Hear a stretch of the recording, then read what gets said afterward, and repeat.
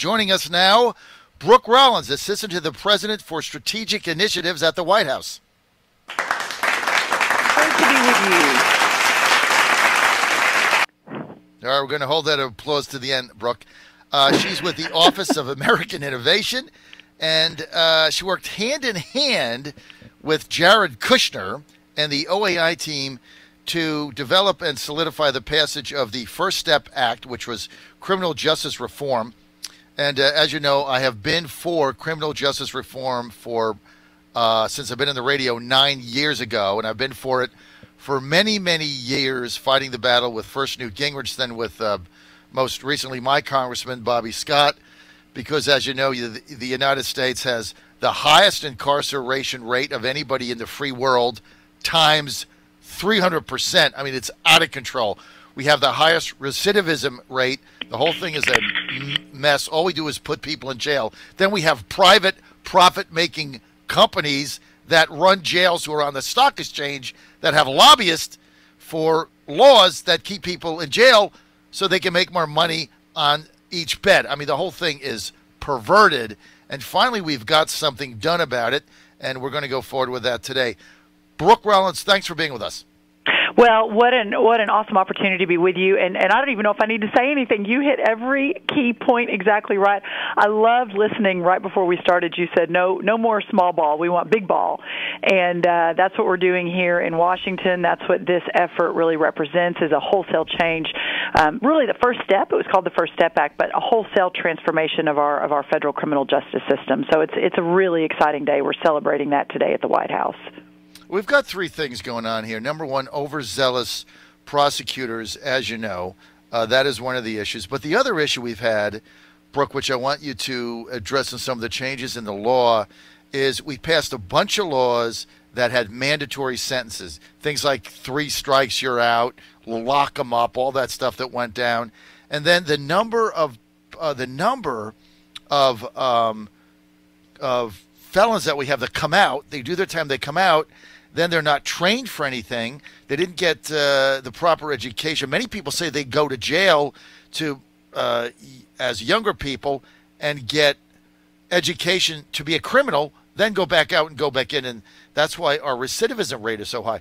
What is the First Step Act? What has it done to really address those core reasons we have this U.S. crisis?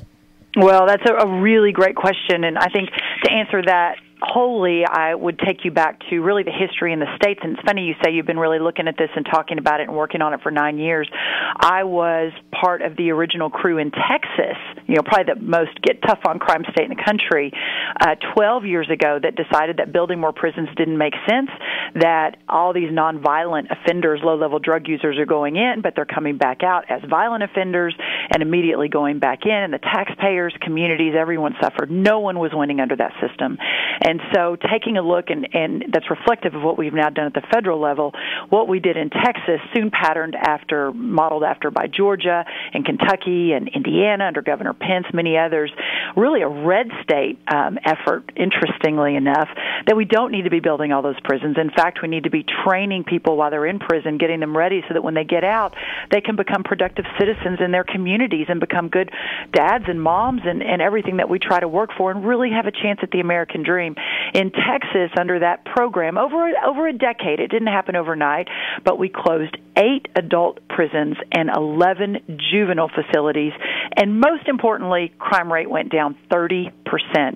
So at the end of the day, this is really about keeping communities safer, but it's also about spending taxpayer dollars more wisely and about giving people a second chance. And really, that's what we did at the federal level. All of last year in our effort was model what these states had done here at the federal system. And Brooke Rollins, let's give a shout-out to Texas Governor Rick Perry at the time that led this effort. And remember, the General Assembly went to Perry and said we need, another $1.5 billion for more prisons. And remember, he said, no, there's got to be a better way to this. Remember that?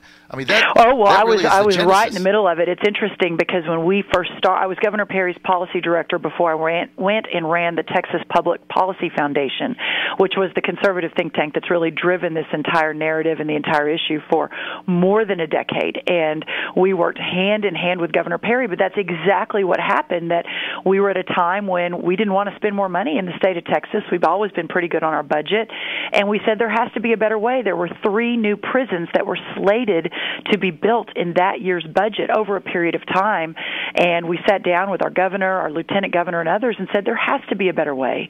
And that way is, let's not build new prisons. Let's put money into addiction services and mental health and drug courts and other things that allow you to divert nonviolent offenders and also give them the opportunity to get a GED and be vocationally trained and also, importantly, to change the occupational licensing on the back end so that when they get out of prison, they can become an electrician or a welder, and they're not prohibited from doing so. It's an entirely new, back then it was, not as new today, but new at the federal level, a wholesale way to look at your criminal justice system. And you mentioned this at the beginning, and it's so true. I didn't realize until I got into this issue 12 years ago that America has 4% of the world's population, only 4%, which is sort of hard to believe, but we have 25% of the world's incarcerated. We are putting a lot of people in prison that could be better dealt with in other ways that would help them to really have a chance, like I say, at the American dream. I mean, those are staggering numbers. I just want to get this again. I've said this so many times over the years. 4% of the world's population, 20% of those incarcerated in the world. I mean, it's a sick system that we have. So you have the First Step Act, and by the way, we're with Brooke Rollins live at the White House. She's assistant to the president for strategic initiatives, and she's with the Office of American Innovation, part of Jared Kushner's team working on the First Step Act. So give our listeners just some real laws that have been changed as a result of the First Step Act that is going to take that 20% number down. Like, what actually has been changed? Well, and I will tell you, it's actually 25%. It's even worse than 20. So since the First Step Act was signed into law by the president, which unfortunately not many Americans really knew about because the government shut down about an hour later. This was a few days before Christmas.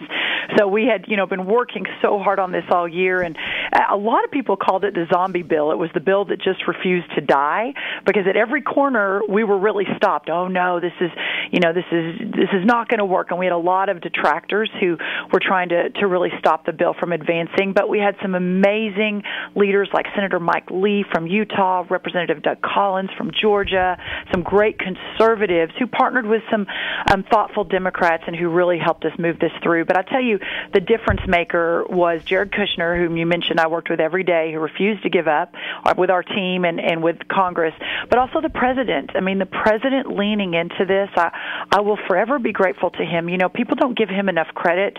He really is here, and I see it every single day in the West Wing. He is here to fight for all Americans, but he's especially here to fight for those who have maybe been forgotten, those who are on the margins, those who have the least of us. And we see it in our job numbers, we see it in our workforce efforts, we see it in our education opportunity efforts, and certainly we've seen it in this criminal justice effort. And once the president decided to lean in and really begin to lead and really saw that, just as you said, that these numbers are staggering, they're somewhat unjust, arguably immoral, that we have to do something about them. And this president really, really enjoys and aligns with a lot of our governors. I think he sees them as fellow CEOs and entrepreneurs on how to do government better. And he talked to Governor Rick Perry and Governor Matt Bevin and Governor Phil Bryant, Governor Nathan Deal, so many of our great, shall I say, Southern governors, including his vice president from Indiana, not necessarily Southern. But let's see what the states did. And what they did, per your question, is enroll inmates in drug treatment programs and create vocational training programs and create reentry plans for everyone that's coming back out, which, by the way, 95% of our men and women going into our prison system are coming back out. So for those who said, I don't want to be soft on crime, this was never about being soft on crime. It was about decreasing crime, and in so doing, help these people to become productive citizens so that they don't have to lead a life of crime, which is where they're all headed before we began these programs, or most of them were. So it's a really remarkable, groundbreaking achievement, and one that this president led on, and I think will continue to have ripple effects across the country. It was an effort, John, that started in the states, now moved to the federal government under the First Step Act, and now 12 states actually are modeling during their legislative sessions happening right now even more criminal justice reform based on what we did in Washington last year. Well, I have to say, Brooke, you guys have done a really nice job on this. I never thought I would see this pass in my day because, as I said, I've been fighting this battle for a very long time. One of your allies on it happens to be my congressman, although he's a Democrat, Bobby Scott, 3rd District from Virginia. I have him on my show. He's been great on this. He has been such a leader, and we're so grateful to him. You know, he, in my opinion, not that I'm on your show to talk about great Democrats, I'm on our show to talk about what this country needs and how this president is leading, but there are Democrats like Representative Bobby Scott. We don't agree with him on much, but what we do agree on, he is willing to stand up and be counted and sit at the table and make a difference, and we've really, really, really appreciated his leadership on this. Well, he's done an excellent job. He's been fighting this battle for a long time. So the question now is, I've only got one more minute, Brooke, so we have to be fast. But the question now is, where do we go from here? So where we go from here What's the second step today, back? The president will be talking about, and Jared Kushner and our Attorney General and others at this big White House celebration. We're going to celebrate, but most importantly, we're going to talk about how we continue this momentum. We're going to look at things like second chance hiring so that we can bring the private sector together, and whether it's a Walmart or Apple or Starbucks, even the smaller businesses around our country, to really put in place some opportunity with 7.5 million unfilled jobs in this country. 7.5 million. There's really an opportunity now to really transform our workforce, and especially those coming out of prison. Looking at our clemency efforts here in Washington at the federal government, what we need to do to make that more efficient and effective.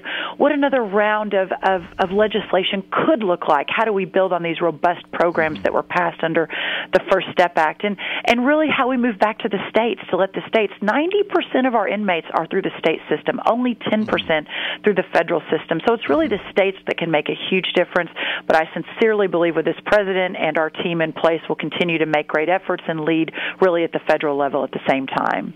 We're out of time for this segment. I really want to thank Brooke Rollins for being with us, Assistant to the President for Strategic Initiatives at the Office of American Innovation, and she worked hand in hand with Jared Kushner, who, by the way, is very tenacious at the OAI team to get the First Step Act passed. He's very tenacious.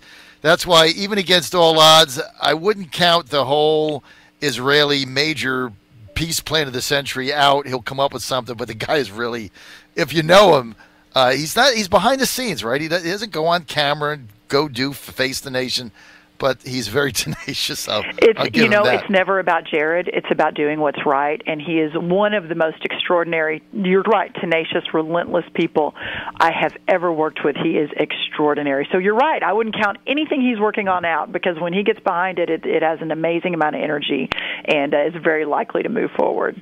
Plus, it's hard to get mad at him because he's really very nice. So he's one of the nicest people you will ever meet. There's no doubt about it. No, he's just a very nice guy. So even if you don't agree with what he's doing, it's just tough to get mad at.